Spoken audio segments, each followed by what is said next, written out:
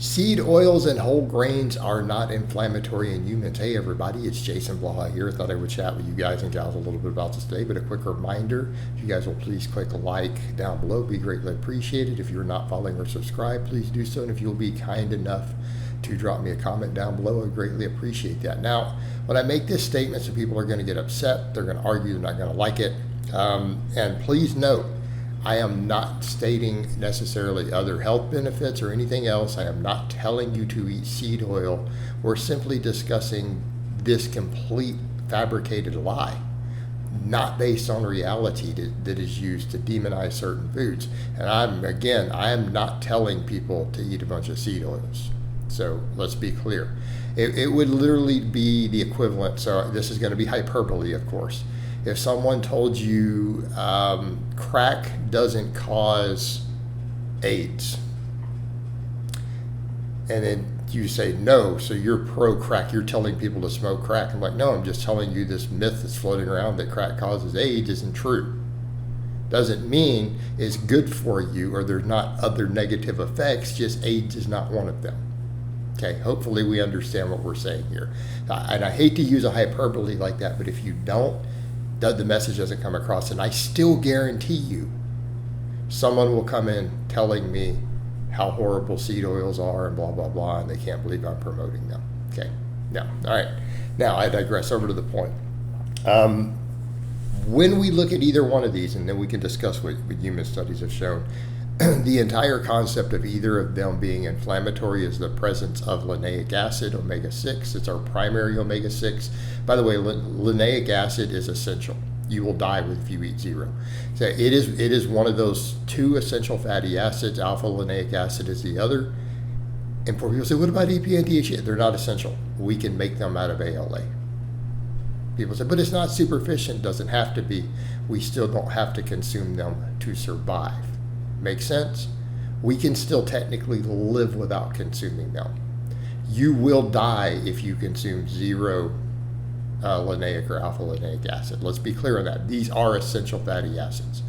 They are required in at least trace amounts, or your body will die without them. You will die. So, again, you have to have them to sustain life to at least trace amounts. You need more than trace amounts for optimal health.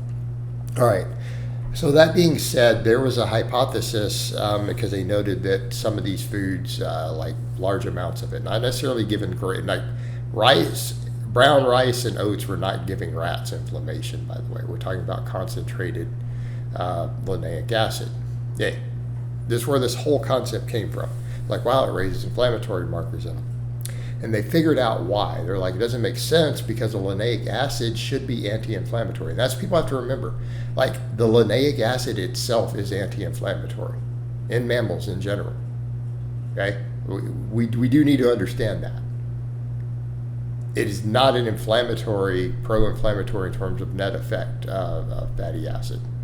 All right. But in the rodents, it was showing some mild inflammation.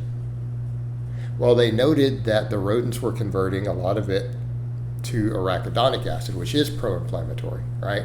There's no arachidonic acid found in any of these oils. Like, it's never found in plants. It's in some animal foods.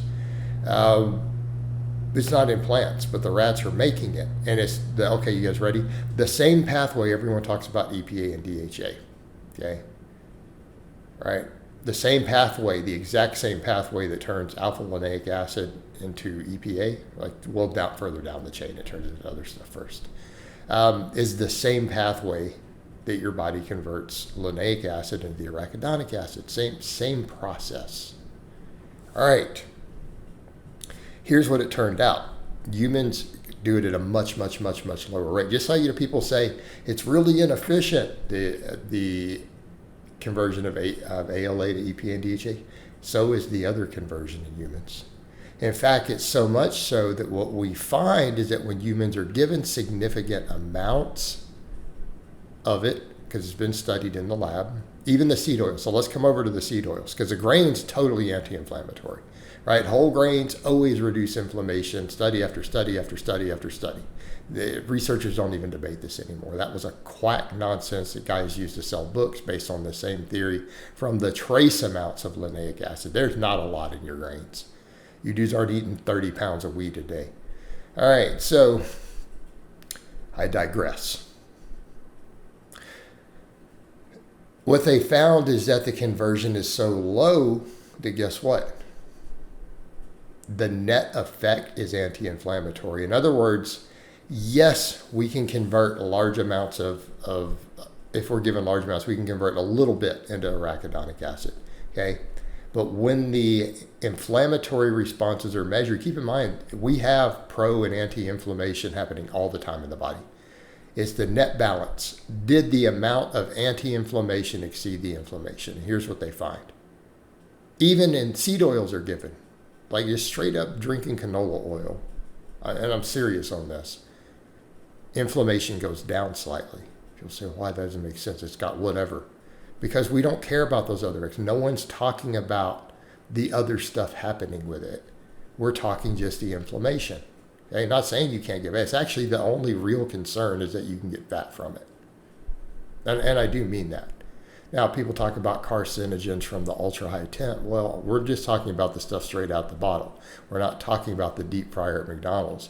You're not going to reach those temps in your home kitchen, by the way. You're generally not going to do that. Again, not telling you to do it because it's going to make you fat. But back over to that point. So setting aside all that other stuff, but you're talking about carcinogens from high temperature burning of a food in deep fryers. It's nothing to do with inflammation. Carcinogens are not inflammation, okay? They're cancer causing. Not the same. These are two different things. So, but back over to that point, okay? And by the way, beef tallow at those same temperatures is carcinogenic also. Just an FYI. It will also give you cancer of the butt. All right. What they find, inflammation goes down. Why? The anti-inflammatory effects of the linoleic acid is strong enough to completely counter and surpass the inflammation caused by the small amount of it that converts to arachidonic acid. It's such a small amount that the net effect is anti-inflammatory. Okay, the net effect is anti-inflammatory, mildly. And this is what's been found consistently. You know, so anyone who's like, well, what about there's companies funding this? Nah, not really. Because big grain and big soy, these, you got to remember, these companies are making money off the livestock industry too. It doesn't matter to them. There's no financial incentive. But the problem is these studies aren't just from America. They're from other countries. We're talking Asian countries, European countries, so on and so forth. It's not an American phenomenon. Just be aware of that. And the data is very clear on this.